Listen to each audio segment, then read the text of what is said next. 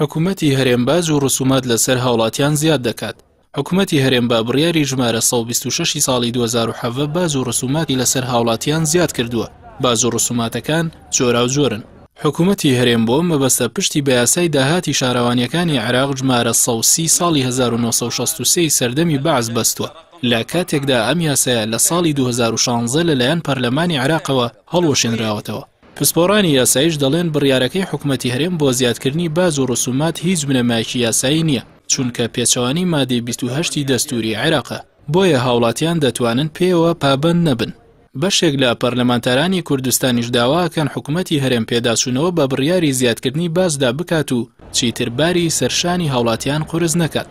لەلایەکی دیکەوە زیادکردنی بازی خۆڵ و خاشاک و کری کارەبا و تابلۆی شوێنی کار و چەندین بازی دیکە لەسەر هاوڵاتیان لەلایەن حکوومەتی هەرێمی کوردستان لە کاتێکدا دۆخی دارایی هاوڵاتیان و کاسبکارانی هەرێم لەو پەڕی خراپیدایە و هەژاری و بێکاری لە ئاستێکی ترسناک لە هەرێمدا بڵاو بووەتەوە. جگە لەوە زیادکردنی باز لەسەر هاوڵاتیان و کاسبکارانی هەرێم لە کاتێکدا حکوومەتی هەرێمی کوردستان لە ئیدارەدانی هەرێمی کوردستان شکستیەنا و ناتوانێت موچەی فەرمانبەران بە چارەکە موچەش لە کاتی خۆیدا بدات.